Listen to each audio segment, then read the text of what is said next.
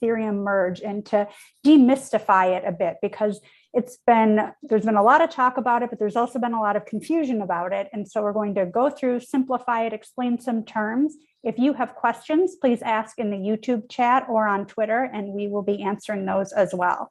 So let's start with intros. I'm Jessica Levesque. I am C4's Executive Director, and we're joined by Cheyenne Eskandari, who is our CEP Committee Chair. He has the lovely glowing background behind him. I love it. Hey, everyone. He's the CTO at Ether Capital as well. We also have Kent here today, one of our CEP committee members. He is the workstream leader for tokenomics at Shapeshift DAO. Hey, everybody. And then we have Josh here as well, Joshua McDougall. He is the founder of Slow Ninja, and he is also a C4 board member. Hey, everyone. Jim. Okay, so let's get started. Why don't we first explain what the heck we're talking about? So when we say the Ethereum Merge, what do we even mean by that? Cheyenne, do you want to give us a simplified, brief look at what it is that we're talking about today? Sure. So I can start do a TLDR version, and we can get into more details. If anyone has any questions, just feel free to ask. We need to take one step back and go way before Ethereum was when starting. And Ethereum, the plan was to start with proof of stake rather than the energy and intensive proof of work. We wanted to do proof of stake, and the tech wasn't really there to start with proof of stake.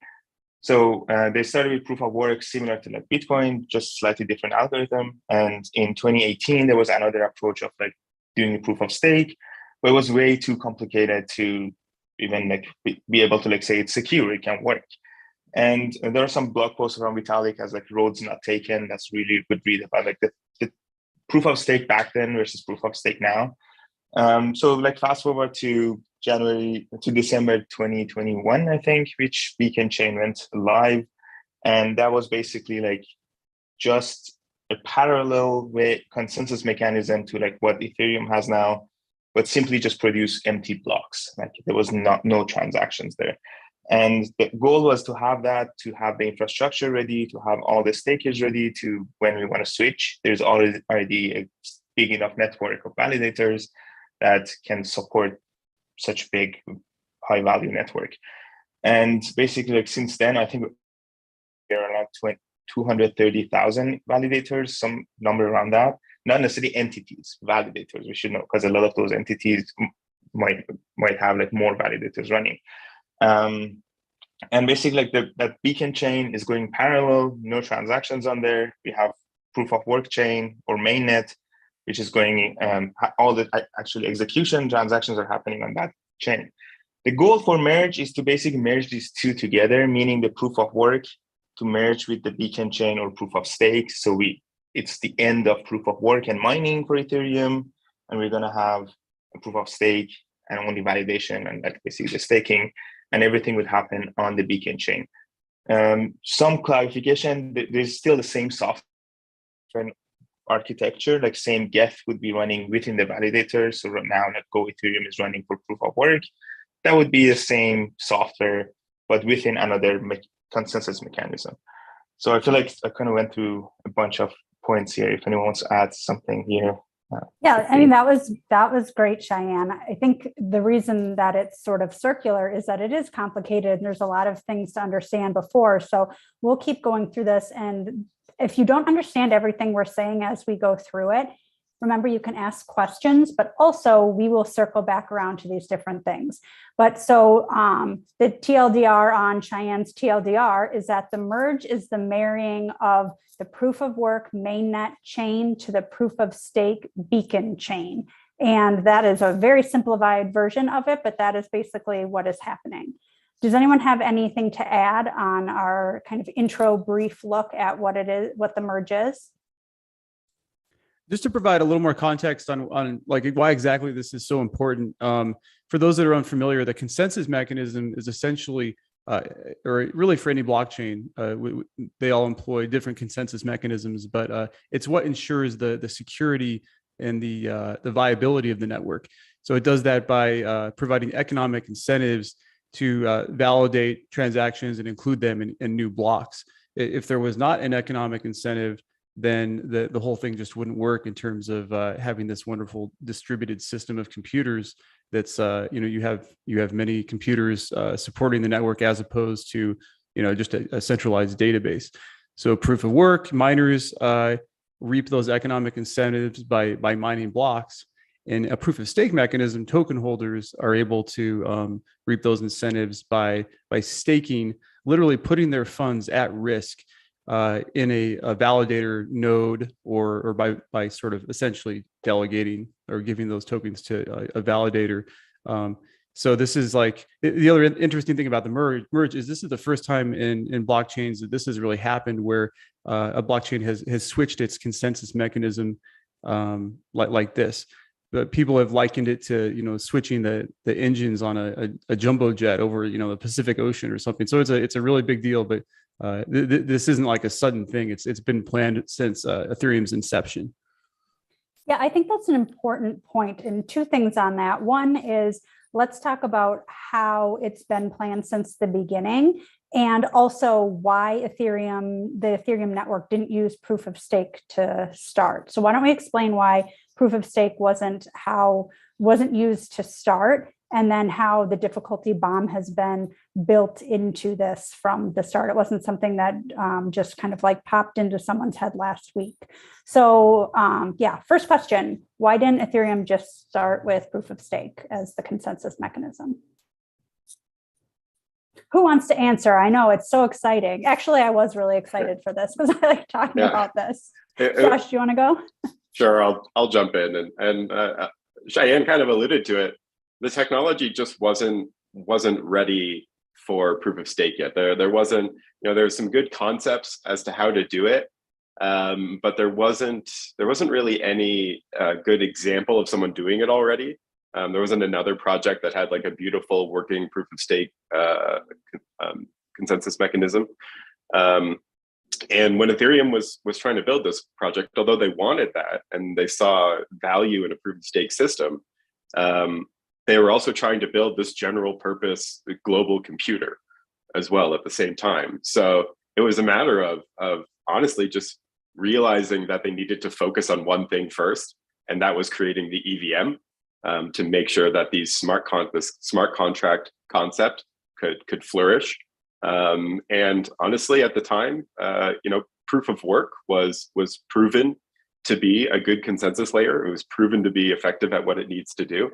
They had to, even proof of work, they had to change, slightly from how Bitcoin works. But it was still something that they could go to people and people would understand. Oh, it's proof of work. Okay, we get that. Perfect. Now, what else does it do? Oh, it has smart contracts. Great. So it was mostly just like let's focus on one problem at a time. And then they've done well focusing on that problem, and now needed to take that step back. And we've seen proof of stake technology and examples just become really mature, for lack of a better term, over the last couple years. So I think they're finally in a better place where that they're confident putting that new engine on the plane, but it's about doing that process midair now. We're on. One thing I want to add, actually, I don't know, like it might not have been intentional, but one thing that happened on proof of stake, it's easy to get centralized entities having accumulate more wealth and be the main stakers. One thing that happened on Ethereum is like because of proof of work and because of miners had to like pay for the electricity, they had to sell a lot of their ETH or the ETH that mine. So there are more people having enough ETH to become stakers. So it kind of resulted in a more decentral way of doing staking, rather than if you start off bad with like staking, you don't have any incentive to sell necessarily your ETH, and you accumulate more and more. Which was like interesting conversation I had like with one of the core devs about this concept that initially no one thought about this, but now they're like, oh, wait a minute, this was actually a better way of doing it rather than starting with proof of stake. I just find it's interesting to say, and we can move to like difficulty bomb, and we can explain what that is. So as Jessica was saying, difficulty bomb was like in the first day, they put in the protocol when like they moved to proof of work instead of proof of stake. And the idea was like, first of all, what difficulty bomb is. Difficulty overall is a difficulty of mining on the proof of work, meaning that the easiest it is, the smaller that number is, it's easier to mine. The bigger that number is, it gets actually it's the other way around. But anyways, it's just making a harder problem. The whole point of it is that the protocol would adjust that number based on how fast blocks are being produced. So if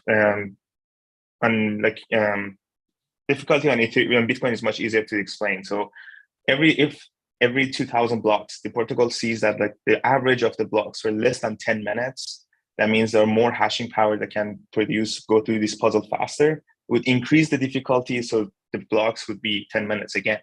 And if it gets like we saw in China that like a while ago, a few of mining pools went down, and basically it took a while for Bitcoin hash power dropped, but it took a while for the difficulty to also drop, to adjust that. It's kind of like a game theory within the protocol to adjust itself. So basically, like, no one can just buy up all the GPUs right now and mine like 1,000 blocks a day. That's the idea. And the difficulty bomb means that like there's this point in time that difficulty starts going up so much that it's impossible to do proof of work and mining on that protocol anymore. And the reason for that is like basically they wanted to have remove the decision by inaction. So like they wanted someone to actually act and push this difficulty bomb further. So if someone's like, I don't want to update my node, after some hits, they have to do something about it. So they can just be not touching their software, and that is a decision by itself, which I really like about the design of that concept. And yeah, basically every major upgrade, they push this difficulty bomb 6 months in the future. Not necessarily the time-wise, the block number-wise, but the idea was to make sure we're ready for that switch. Because if that happens, no more mining is possible on Ethereum, and we should have the proof of stake in place to replace that. Yeah, that was a great explanation. It's pretty clever if you think about how it all works, in that the difficulty bomb, the purpose of it is increasing the difficulty, and it's making it so that mining doesn't make sense. And so like you said, Cheyenne, it doesn't force miners to stop, but it essentially does, because it freezes it out. So it doesn't make sense for them to continue doing that, because there isn't an incentive there anymore. It's not profitable. So yeah, I mean, it's kind of ingenious.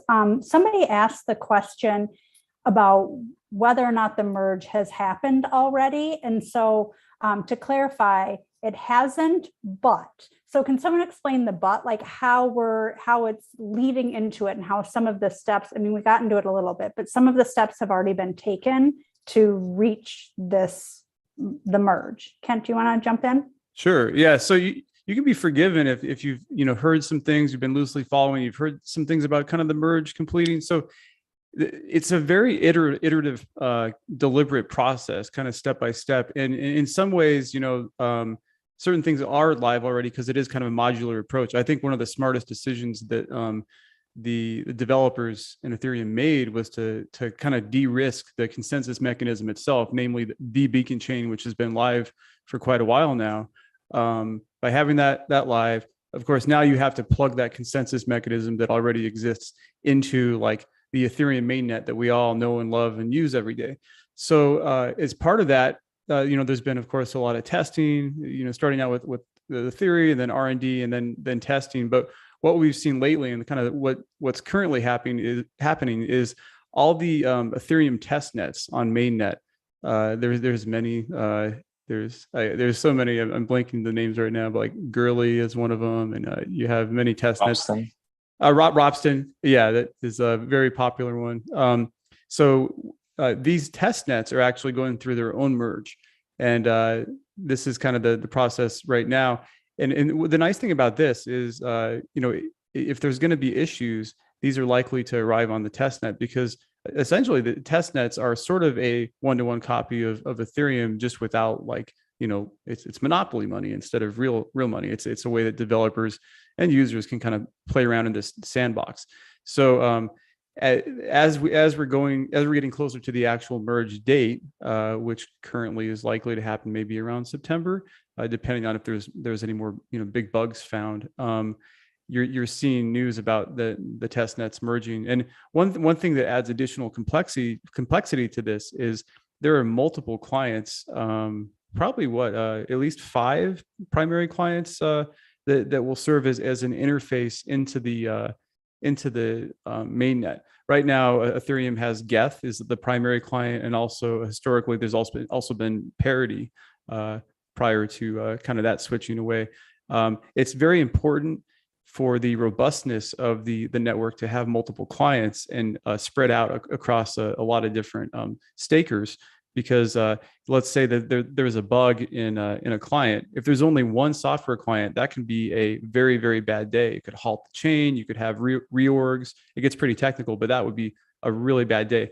Alternatively, if there is an error with just one of these 5 different clients, then it's really okay. Well, that perhaps that's a little bit messy, but because there's all these other clients supporting the network, that's the chain just keeps chugging along, and it's very good for the viability and the kind of the ability of the network to survive those sorts of things. So as we get closer, those clients are all working on these different things as well, which adds to the complexity, but it will add to the robustness of the network once we're live.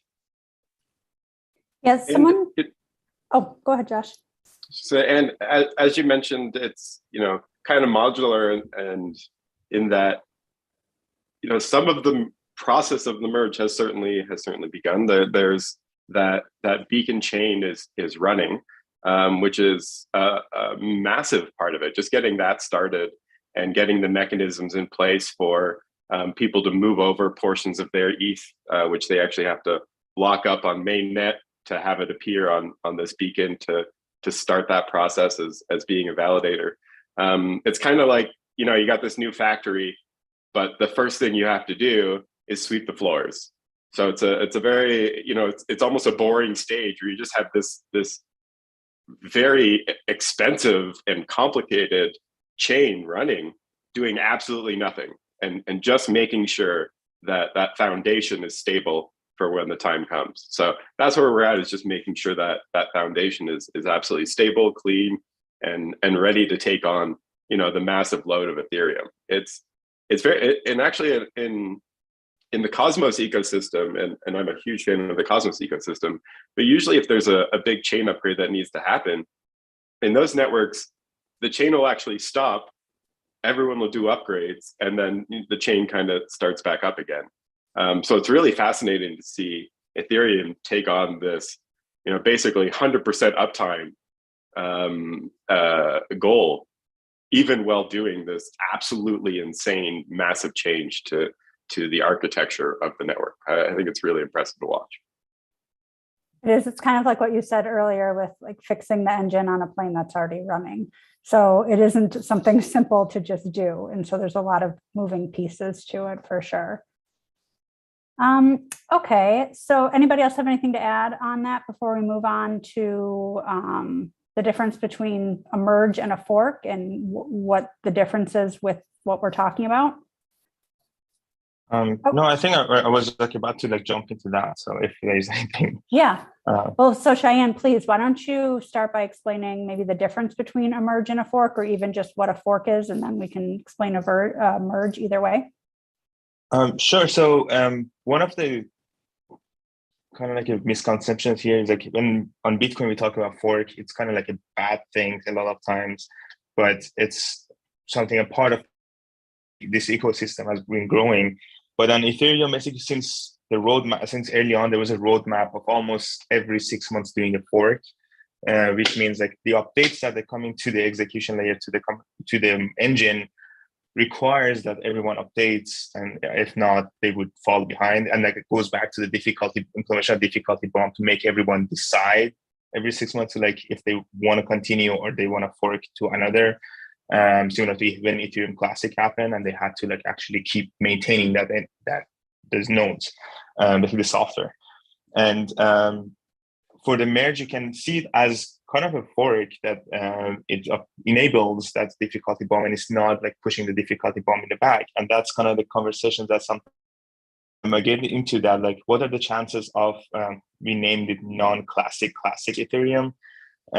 So like what are the chances if that that merge happens and the proof of work continues with some miners, which there's a high chance actually that happened, but the question is like, would it continue? And to like compare that to like when Ethereum Classic happened, and Ethereum Classic that time with DAO was basically the only thing that was on chain, like not that many softwares around it, and people could decide because it was just the ETH that they had to decide either here or there, and they had the option to accept both and even continue. Right now, we know that like there is like billions of dollars on DeFi protocols, liquidity on chain. So, Chainlink price feeds are there, Uniswap, and all these kind of like liquidity providers are there. And if that fork happens and we end up with 2 Ethereum forks, they have to decide. They can't really run both endpoints because like, let's say for Maker DAO and DAI, like someone needs to keep that collateral. But what price is that? And all those, they have to decide one. And so I feel like in this case, a lot of like DeFi projects have a lot of saying also which fork is the valid fork. And based on obviously the community we know, hopefully they're gonna say like proof of stake is the fork, but there's always a chance that like some projects more focused on the proof of work, especially miners, that's their incentive. They have the hardware. So either they have to go mine something else or they might fight for the place. That's actually relates to a question that somebody just asked about if they're expecting proof of work nodes to disappear completely. And I think you just addressed that, Cheyenne. I don't know if anyone else wants to explain any more about that. Josh? It's my understanding that they won't work in unison. As soon as the switch over to proof of stake happens, it's not both of them running at the same time. As Cheyenne mentioned, it's possible that a coalition of them continues to operate the old chain because they've refused to upgrade the software. So if they're running old software that doesn't have these mechanisms built in, they might diverge and create a fork. Whether or not that fork has the same value on it's a different story. You might actually see a lot of that hashing power move over to Ethereum Classic because that's the certainly a network that can support their GPU mining. It's back to that game theory talk. We'll find out what they want to do, or it's possible that proof of stake doesn't actually take hold and everyone just sticks to proof of work. But I think it's pretty clear to see the excitement of this entire process working out. And again, as far as as it started, proof of stake was always the goal of Ethereum. So I can't see, aside from the miners being upset, I can't see too many not going forward with this project. Most of those DeFi projects are going to set the tone and say we're over here now. So as much as the miners might want to keep running, I think most miners see this coming.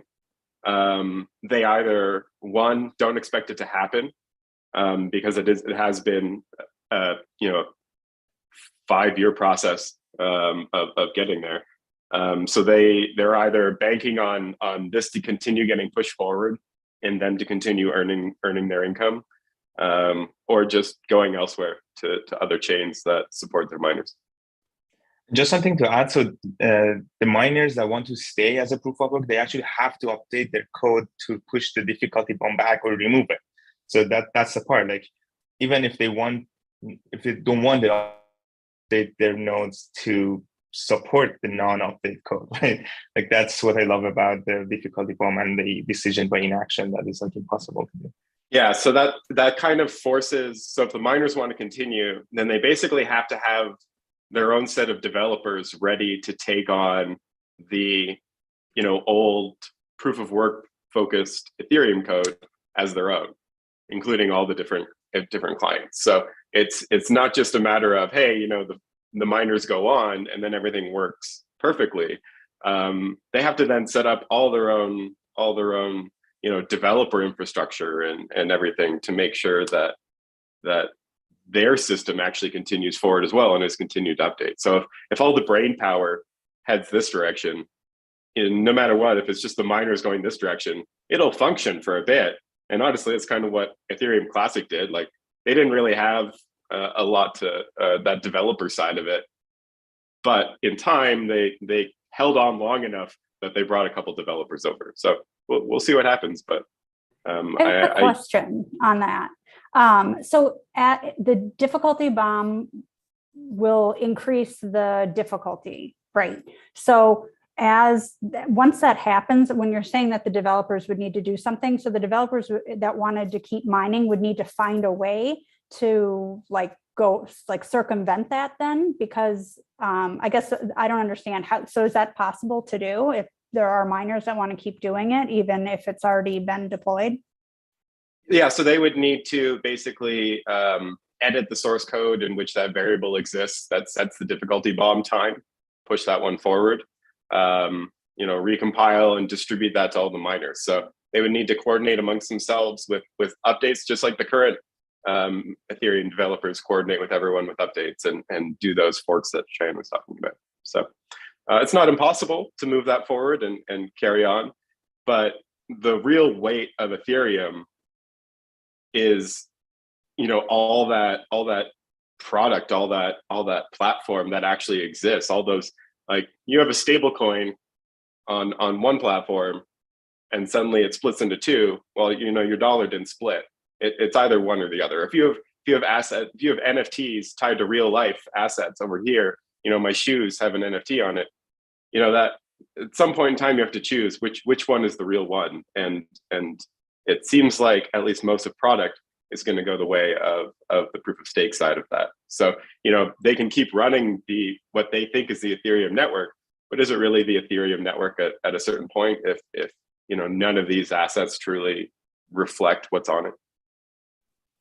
It kind of comes back to, and just want to add to the open source nature of this whole blockchains and the whole industry, that if you don't like where that technology or that network is going, you can fork. And if you get the network support, you exist and continue to exist. This is the similar, it's kind of a general rule of thumb on all these works that we've seen on Bitcoin and Ethereum. If you don't get that network support, then you're just a lonely fork that doesn't, no one really cares about. But if you get the network support, then that is the whole point of this industry. We need that network to mean something, to be secure, to be able to mine and move forward.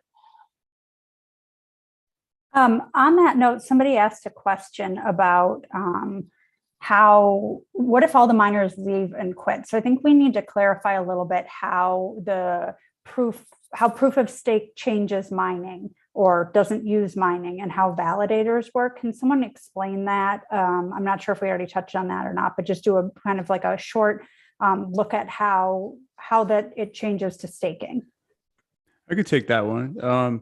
So yeah, miners and validators are completely separate entities. It's possible that miners who will soon be essentially sort of out of business, providing consensus for the current proof of work chain, they could kind of shift their operations over to validator nodes, even though that requires different infrastructure. Instead of really fast GPU cards, these fast NVIDIA cards or whatever, it's actually very much less intensive in terms of hardware requirements. It was designed that way, but hypothetically they could switch over to that, and I would bet that some will, just because they generally support the Ethereum ecosystem. They see its potential, and they're already involved in this space.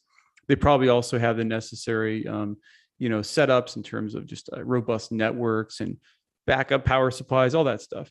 But the role of miners, if you want to have a parallel to that, think of the parallel over in proof of stake. These are the validator nodes. So these are people running machines, which again, these are consumer level machines. You could probably put one together for maybe $500, just a small little Intel box, like an NUC with not too much memory. You don't even need a ton of hard drive space right now.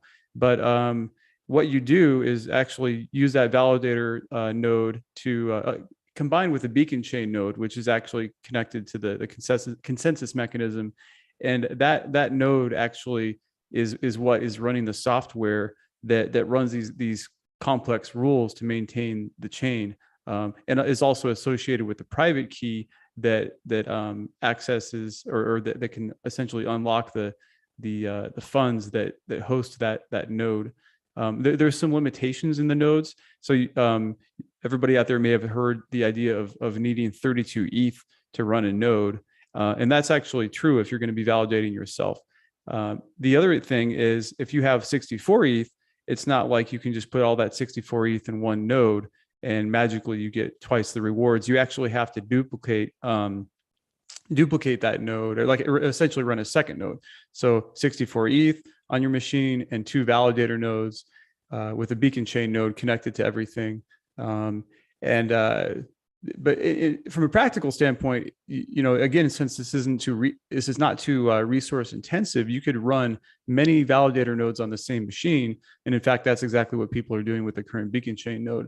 So that's kind of, if you really want to think about it in visual terms, imagine a big giant warehouse of all these machines running. Everybody's probably seen pictures of Bitcoin mining operations in China with just these racks and racks of machines doing these complex calculations, very energy intensive. Contrast that to maybe just a small little box which can be running 100 validator nodes, and this sort of speaks to the difference in terms of energy consumption. I think proof of stake, once it's implemented, will use something on the order of like 1% of the energy that current proof of work does, which is of course one of the benefits of proof of stake. Yeah, I think one thing I wanted to point out is that if you don't have 32 ETH and you want to be a validator, you can join a pool. So you don't have to have that exact amount to participate in this. That's correct. So, okay, we have a question related to the difficulty bomb, and it is the difficulty bomb gradual? So the question is, if there are proof of work miners that can no longer keep up with the difficulty, do they switch over right away in a single jump, or can they slowly switch over? So it's kind of exponential when it hits that block number that is supposed to it's set in the protocol. It exponentially gets really hard. So it's within I don't know exact the time frame, but within days that they have to switch, and it becomes impossible. And that's the whole point about the difficulty. You see the number that it gets harder and harder to get mined until it gets to a point that it's statistically impossible to mine. So that's kind of it's gradual, but it's at the same time exponential. So it's within days it hits the bigger number. Admittedly, it is for outsiders of the space, and it's done for very specific reasons, but this is a number that has been updated frequently throughout the time of Ethereum. They were extremely optimistic in their ability to move to proof of stake when the bomb was enabled, or when the bomb was first conceived and put in, and that that can has been kicked down the road on many occasions because the network wasn't there.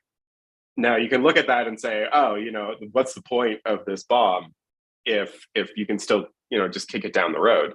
And the reality is it's still been a very valuable part of the Ethereum network, because one, it makes sure that nodes continue to update themselves. The software itself continues to update. It's a reason to move forward and implement these new changes. So it's always kept the Ethereum network kind of in check with itself, because without that, you might have very old nodes running with old software that can become buggy and things like that. So it was a way of kind of forcing all nodes to at least keep their software updated throughout the years as well, with an intention of also forcing people to move to proof of stake one day when that finally happens. So it's been, as much as you can kind of tease them sometimes for that number constantly increasing over the years, it's been a valuable piece that has served us well, and hopefully will do its job when we move to proof of stake as well. So that's a good segue into a follow-up. You said it served us well. I think some people are nervous about this merge. and they're wondering, will their Ether be safe? What do they do with their wallets? What happens with NFTs? All of that stuff. So why don't we start by talking about, will your Ether be safe? I mean, I think that's kind of a loaded question because it depends in general, but in terms of how it is going to be impacted by this merge. Cheyenne, So do you want to, or Kent? Yeah. So yeah, let's assume everything goes well, because look, to be very frank, if there is a big issue with the merge, it could be a real cluster, and the price of ETH would be likely to drop in that scenario. It would be very bad for the network. Hence all the testing before we do this, because again, like, there's really kind of no second chances here. If it screws up, it could get really ugly. We need to be very deliberate. I mean, if something did happen, it wouldn't necessarily be the end of Ethereum, but it would be ugly. I think that's unlikely, though, by virtue of all the testing that's taking place now, and, you know, the fact that everybody's been so deliberate, that the client teams and the developers. But the key thing to understand, you know, barring that scenario, if you're an ETH holder, there's really nothing you have to do. The user experience is not going to change. You can, you know, continue to use Ethereum. There may be sort of I would bet, like, the day it happens, perhaps, you know, volume on dApps might drop, and maybe specific applications might decide to, you know, halt certain things just because it is fraught with, you know, perhaps a danger of something going wrong. Just people being cautious and dApps being cautious. But there is no different version of ETH that's going to magically appear in your account, or you have to worry about. Again, you know, from a UX standpoint, things will be quite similar. It's not like the 1559 fork, where you saw like a meaningful difference in, like, the way fees are handled with these priority fees. And I think 1559 was a huge plus from a UX standpoint. Block times will get more predictable with proof of stake, and arguably maybe we'll see a very, like, marginal improvement in, like, average fees. But that, you know, the merge is not about scaling and lower fees. It's all about consensus. And yeah, as a user, you don't have to do anything if you're just sitting on the sidelines holding ETH. Yeah, one thing I want to add to that was exactly as Kent was saying. The merge should happen in a way that it works, because then we don't have the proof of work and the proof of stakes in the middle. It's like something that's really hard to come back from. And that's why, other than the testnets that they're doing the merge, now I guess it's actually today, the 6th shadow fork is happening. And I feel like a lot of people might have heard of this, but they don't know what that is. And basically, like, a few people start running a customized node, in a sense that, like, assume the mainnet fork, the mainnet merge happens today. And it's a limited number of nodes, but they want to see all the clients, kind of like different combinations, and all over the world, kind of distributed. There are a lot. I saw the map, and the last time it's more still North America and some Europe, but I would like to see more, like, global, to see the network latency and all other issues. But the shadow fork is basically the merge, full on merge, but in a controlled environment happening. And the 6th one is today. The other ones were mostly successful. They just realized the bugs they have, like what software has, like which kind of bugs, and they go through the transaction processing, actually. So those validators would process the transactions from the mainnet, but in their own kind of controlled environment, which is a pretty cool way of testing. Like, it's like, I don't know any other shadow forks before that happening. And this is kind of like what happened when they were, like, testing environments, and then they realized, oh, we can do actual full-on test, which I really appreciate. Maybe when I read about, like, what the lessons learned, you'll see that, like, they're actually doing tests and making sure, even if it merge is delayed, it's delayed for good reasons. And yeah, today we'll see about the 6th shadow fork and how that goes.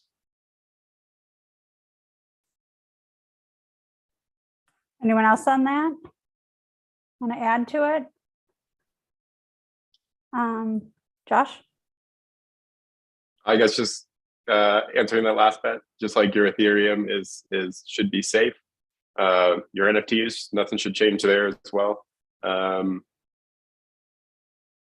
We will still need to see what happens to some smart contracts with the merge.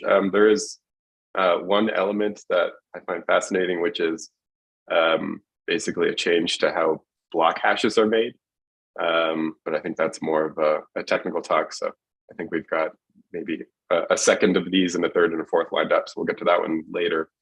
But I did just one thing Kent mentioned is on that day, there might be a difference in volume on the network. I think there'll be like a collective like gasp and just like holding your breath as everyone watches this happen. And for those who aren't watching it happen, you're probably going to miss it. And it'll just kind of like take place. And then, a week later, you'll log in to do something on Ethereum and you won't even realize that it has taken place. And I think that's ultimately the goal. If this goes well, you won't actually know that this happened, and this incredible, half-decade feat of engineering will have taken place, involving thousands of people, and you'll be none the wiser, and Ethereum will just keep on chugging away.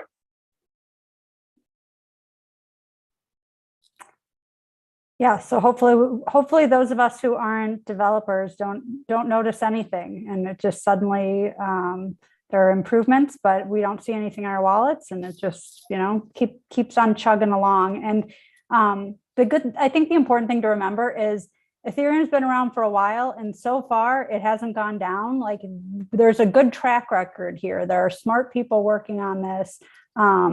And while there have been some snafus with Ethereum Classic, things like that, it is still in existence and it's still safe. So while we can't promise anything, no one can. There is some good history to back up what we're saying in terms of having confidence in this working.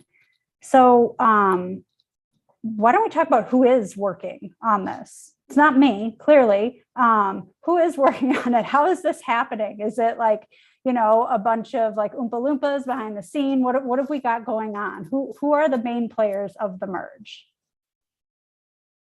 In this here, so there's basically 5 new. Right now, proof of work is one node, like Go Ethereum or Nethermind, I forgot the name, Parity, that turned to be Open Ethereum, I think. But there are these teams that work on the software that is execution client and consensus client all together. One of the things about Merge is they separate. So you have 5 consensus clients, which is Lighthouse, Prism, Lodestar, a few others, Nimbus, and I think one more. And we have also execution client, which is Go Ethereum mainly. And there's a lot of conversations about having multiple one of those. There's multiple, but Go Ethereum, I know it's majority of the nodes are running Geth. So there's all those teams, and on the side there's R&D, there's MEV Boost or MEV stuff going on there's so many teams working. And recently I sent a tweet about how the coordination between all these international teams are at a NASA level operation, because just the coordination between these teams is a lot of work. So there are those Ethereum Foundation that have a lot of researchers working on that. I know on consensus, which is I think they receive Prism is the in-house node that consensus is pushing. So there's a lot around that, and I don't think that many wallet developers and others are working on the user level, but there's so many of these consensus and execution clients developer teams that are working. I don't know if I missed anyone in there, but there's a lot of then all the validators, yeah, having the staking infrastructure to run those and the pipelines basically. Yeah, so it's a bunch of people. Basically, it's not just one person looking at this to make sure it goes through. There are a lot of people, a lot of really smart, knowledgeable people that are working together to make this happen. As I like to say, because I'm cheesy, to change the world and make Ethereum even, more functional than it already is. Yeah, and one of the things I heard in one podcast was interesting, that if there was only one client, there would be less smart people working on this, because they would fight over what programming language to use or what design to go. But now that we have 5 different programming languages and stacks and everything, there are more smart people working on this, because they want to prove to the other that this language is better. And then this is an interesting geek competition, but resulting in a way better secure and better ecosystem. Yeah, I mean, it's super important for security. If you think about it, like if there was just one team working on it and there was a way of sneaking in some sort of intentional bug or sneaking in some sort of backdoor to this process, or some way of either manipulating the chain in the future, or halting the chain in the future and just causing turmoil. Maybe you're shorting ETH and you just want to, mess up this merge. If there's only one chain or two chains, that's a really small attack vector for someone to infiltrate that team, get some really nasty code in there, and pass testing and things like that. With 5 different teams working on different implementations on it, that's not possible now. Now it's not just that one piece of code you need to sneak in. You need to infiltrate all these different teams, all these different code bases, somehow getting the exact same mechanism of messing it up in all of them. That's such an incredible improvement to security than if they had just had that one client. So I think kudos to them on going this route. It's not easy, but that's an interesting point, Cheyenne. I guess it's inspiring for the smart people who are working on it to show how much better they are in their implementation and what their stack is better at. Along those lines, Josh, I think it's really interesting to note that there's a historical precedent for this happening, both a client getting attacked in Ethereum and then also demonstrating like why we need multiple clients. So do a rewind to 2016. This is a DevCon in Shanghai. I was one of the attendees. We're sitting in the audience waiting for things to start, the first day of DevCon 2, and waiting for Vitalik to come out and kick things off. And then it's about half an hour passes, and okay, we're not getting started. So it turns out that some entity, some actor, decided to do a DDoS attack on Geth, one of the basically the primary Ethereum client. And suddenly the main developers are upstairs in a hotel suite war room trying to figure out what's going on. Long story short, somebody was sending a lot of traffic to this Geth node, or spam transactions basically, and stopping that client. But the most important thing, the learning that came out of this was Ethereum kept going. There was 100% uptime, and that's by virtue of the parity node or parity client, which was able to, which basically wasn't targeted. So parity saved the day. This second client saved the day by allowing blocks to keep going and the infrastructure of the network to keep processing. So that this has happened before, and it's extremely likely that to your point, Josh, no matter how well you write the code, people are going to try to find bugs. If there's only one implementation, it is highly risky. So even though we probably could have had this merge much sooner if there was only one or maybe even two clients, because it is very tricky to get all these things talking to each other, I think it's absolutely the right decision. It's going to make it much more difficult to take down, more robust against bugs and hacks.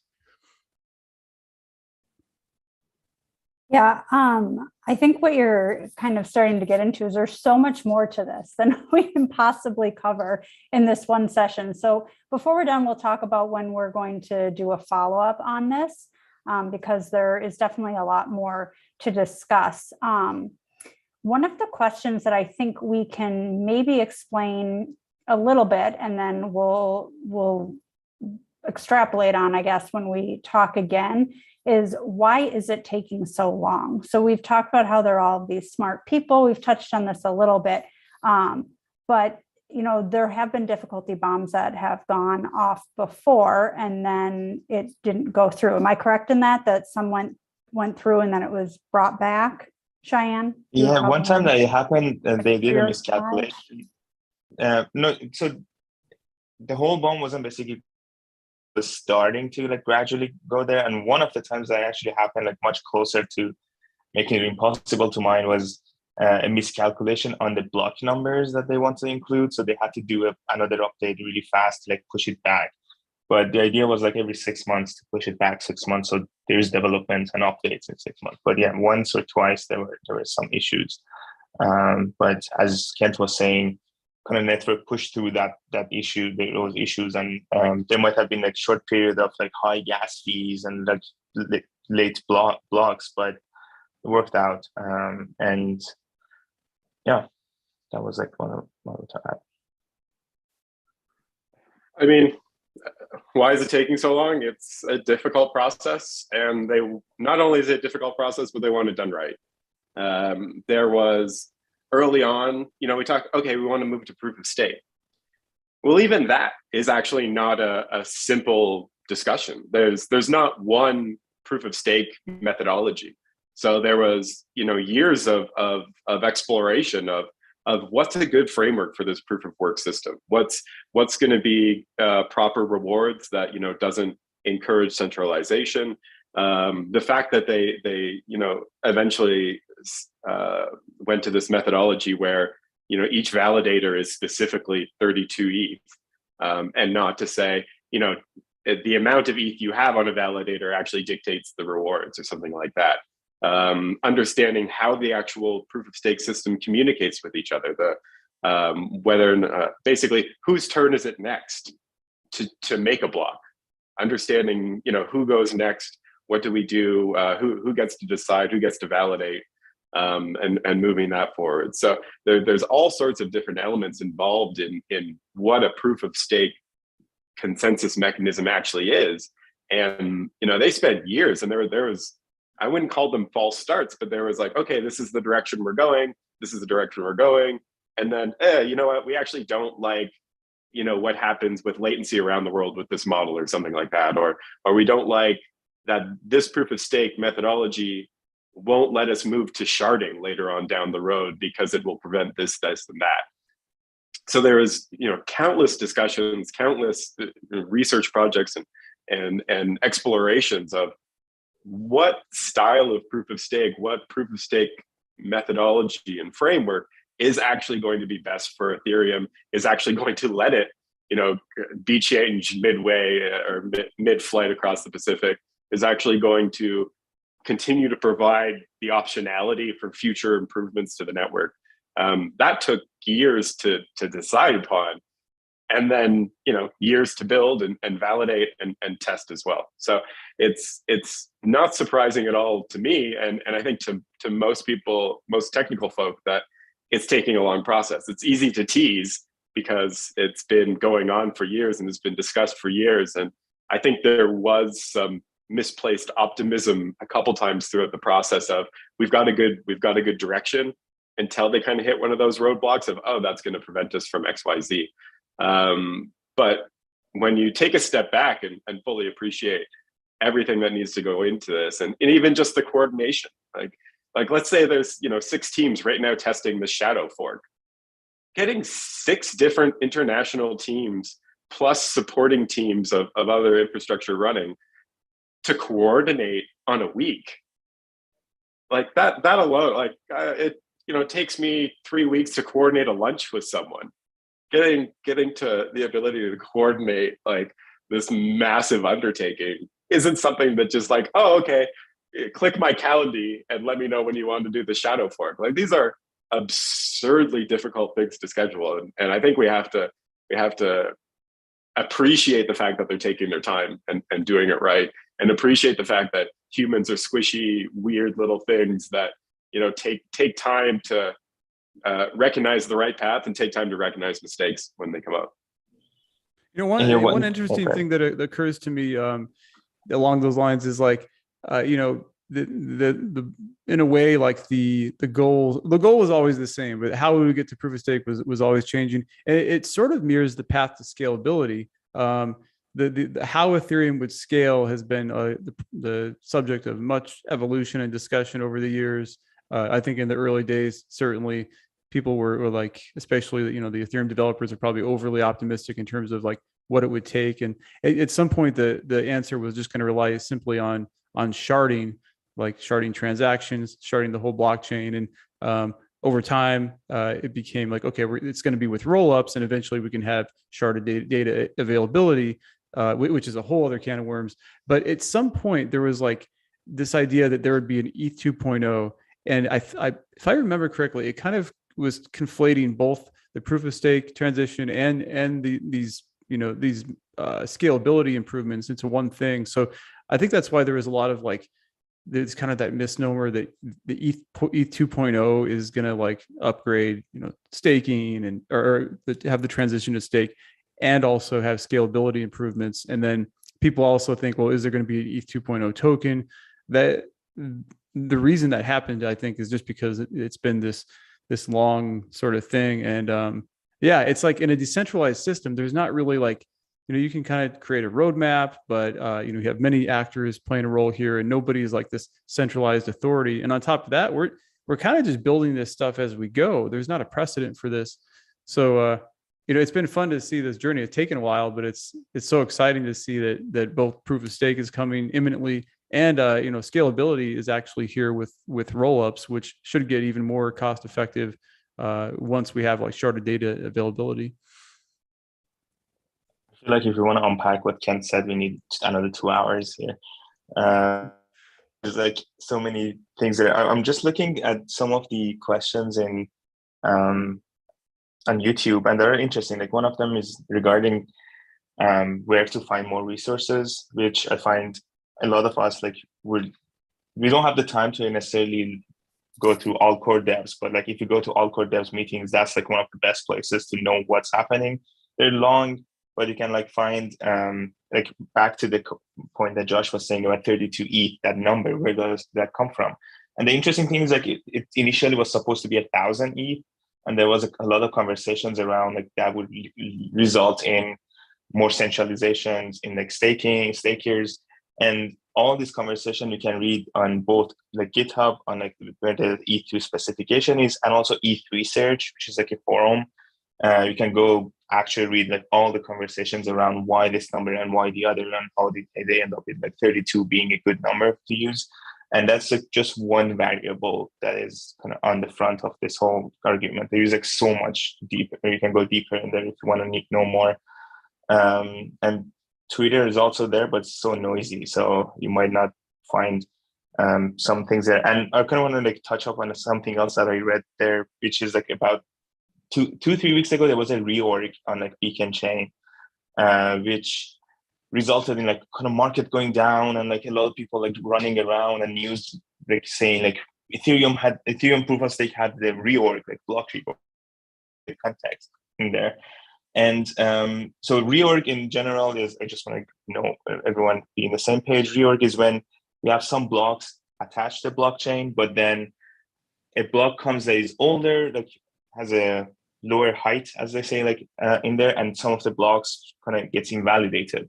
And what happens is like the transactions that were included in those blocks goes back to the mempool, and they have to like be included in another block. So that's what reorg is. But then what happened with Beacon chain is because proof of stake is supposed to not have as many reorgs as proof of work, and proof of work basically has reorgs like every other day. It's like it's a part of the protocol. And it was the main issue was like some nodes Beacon chain clients were updated. Some had something called I don't think it was an MEV boost, but some optimization there. And basically some nodes were like not updated. That's why the reorg happened, and it wasn't really a big deal in the development sense and like testing, but the media kind of had this echo chamber of like talking about it and making a big deal of, especially like a lot of my friends that are Bitcoin maxis, they were jumped on this, and they're like, this is the proof of stake that you said it's going to work. So there's a lot of this kind of FUD around it, but it wasn't necessarily a big deal. That's a really good point. There's a lot of people who want this to fail. There's a lot of people who would love to see this go poorly, which is, a shame. I think we should all be excited about massive developments and humans working together in incredible ways. But that's just the reality of things. And I'm sure some people will make money off the failure of it. So they are excited to see things like that. So as with anything in the news, it's really difficult to take all of it without understanding the context of what their viewpoint is. But we'll have to see, how things move forward and how it works. I think we'll make sure to put those links in, the ones that Cheyenne just mentioned, especially that Ethereum Research Forum is, a fascinating read if you have the time, but it is chunky, and a lot of those discussions are comically over my head. It's just like hearing Vlad talk at a conference, always incredible, but wow. Yeah, well said, Josh. Gonna... I just wanted to address one question. I know we're at time here, but I see a question from my man JD here in the chat. He's wondering, with stakers having been locked for a good while, is there a stability risk that a good number of them will withdraw? So one really important facet of the current implementation of the merge, or the way the merge will happen, is that it does not yet allow for unlocking from the Beacon chain, and the reason for that is basically the goal was just to get an MVP. Let's just get this damn thing done. We'll worry about unlocking later. So the unlocking won't even be an issue for another, I don't know, maybe 4 or 6 months. I'm not sure how long that'll take. Once it happens, I think there certainly will be some people withdrawing, but I would imagine at that point, there will be sufficient token staked that even, if say 5% pulled out, the network would still be robust. Also, the less people that stake, the more the APY goes up, the more effective interest you can earn. Thus, there's an incentive, if a lot of people pull out, for more people to jump into the network, which I think people will once the thing is de-risked. But yeah, awesome question, JD. Thank you. Yeah, we've got some other good questions as well that have been asked. And unfortunately, we are out of time, but we're going to do a follow-up on July 6th at the same time. It's a Wednesday, and we're going to go through the questions that haven't been answered in the chat. We've kept track of them. Some of them are about sharding being the next step in the evolution of the Ethereum network, more on the block org, some other content as well. We'll talk more about liquid staking, things like that. So there's a lot more we want to cover on this. So we'll be doing that follow-up on the 6th. And at that time as well, we will have more resources that we'll share out with everyone so that it's easier for you all to do some of your own research as well, which is what we always recommend. And we'll be sharing the links that Cheyenne brought up earlier in the YouTube description as well. So does anyone have any parting words before we say goodbye for the stream? I just want to say that this is a good example of how complicated merge and this whole event is, that we in an hour, we didn't even get to the merge, not to say post-merge and stuff like sharding and withdrawal. There's so much to unpack. So that we are doing this, and I think on July 6th there is going to be more. We can get into the deep dive of the future roadmap of Ethereum. Yeah, the committee came up with a list of things we'd want to talk about, and as we're going through and writing, we're like, there's no way we're going to be able to cover this in one session, or maybe 2. So we will be doing a follow-up, and then we'll see on the 6th where we end up at the end, and if needed, we'll do a 3rd session on this, because it's super important to understand where we came from, where we're at now, where we're going, and all things that are connected to this merge. So thank you, Cheyenne, Josh, and Kent for joining us today to talk about the Ethereum Merge. And we will have the Ethereum Merge Demystified Part 2 on July 6th, and we hope to see you all there. So thank you very much. Take care. Thank you all.